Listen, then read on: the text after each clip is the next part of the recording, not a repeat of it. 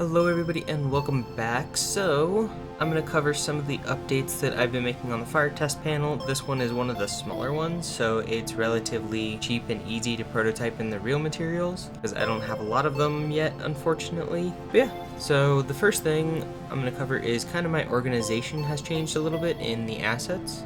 So I've got assets with adapters, hardware, wood, etc. These are organized essentially into types. Metric size. Here's my M4 standoffs. Things like screws. That's literally just a screw.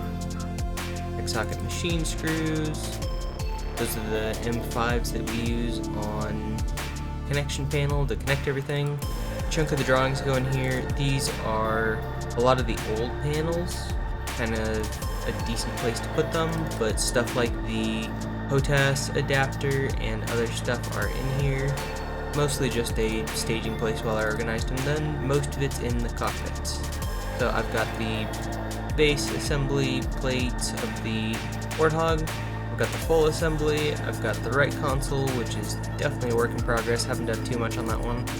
The left console, all my assembly components, the frame parts, my model throttle, all of the panels, etc.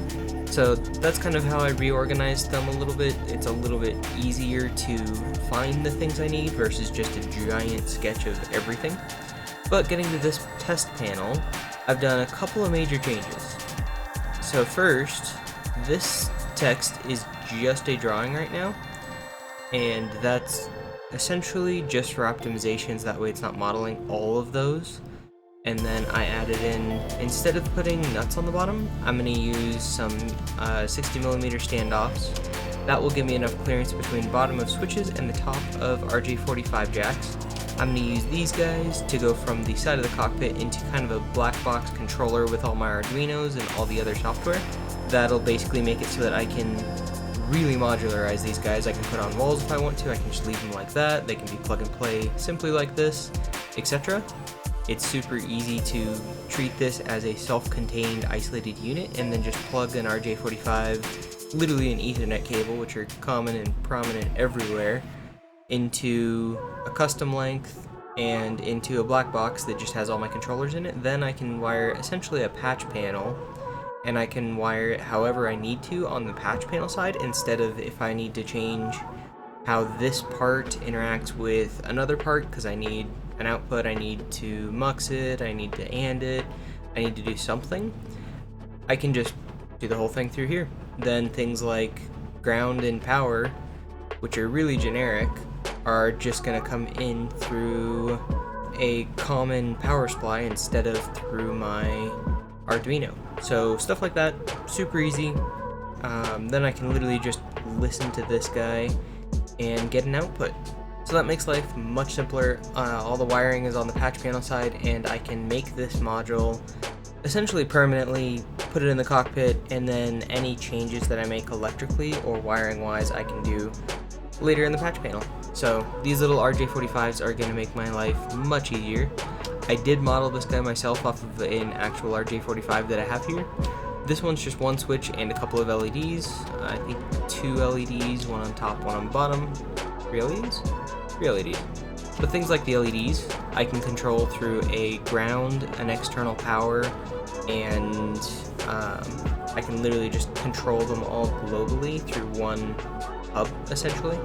So that'll make LED control easy, and I can put them on an actual dimmer, and then the dimmer will essentially have 2 outputs. One of them is going to be hardware to actually dim my physical cockpit, and the other one's going to be software where it will dim the virtual cockpit.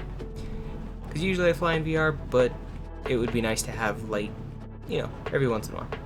So yeah, that's the general test concept panel. Since this one's nice and small and easy, it's a relatively small amount of materials. That's 4 inches, so it'll essentially take up not quite a quarter of my panel, because from here to here is only 3 inches. But it'll essentially take up just a small chunk of the panel, and I can use that for making many other pieces. The next portion I'm going to cover is kind of my organization within an actual model. So I've got my canvases, joints, origins, which are already there, but then I divided everything into LEDs, hardware, which are nuts, bolts, screws, etc., the actual panels, so the acrylic itself, and the electronics, the switches and the outputs. And then if I just want to see exactly where my LEDs are, now my LEDs are the only solid thing, and I can see exactly where they are in there, how many of them there are. I can expand it out, see my little LEDs in there. I can hide them all, I can put them all in there, and then if I want to go back to the full assembly, we just go to activate component all the way up to the top, and voila. And if we want something else, like just the hardware, that's all the hardware, that's kind of how it's going to look when it's all plugged in. Just the panels, that's all the panels I need to cut out. Just the electronics, there's the switch and the Ethernet jack. So this should make it much easier. I'm probably going to make some wires for this just because they will basically give me a wiring diagram of how I should wire it. Then I can wire it the same every single time. So that will help a lot, but for now, this is all just in CAD and I need to make this a reality. So I'm waiting on a couple of components like these standoffs. But other than that, this should be something I can prototype and actually run very soon. Hopefully in the next video or two, we'll actually have a physical component that's essentially complete that I can just plug in and voila. Yeah, thank you guys for watching. Hopefully you enjoyed this little update. If you've got any questions on how I'm doing things, why, etc., let me know in the comments below, and we will see you guys in the next episode.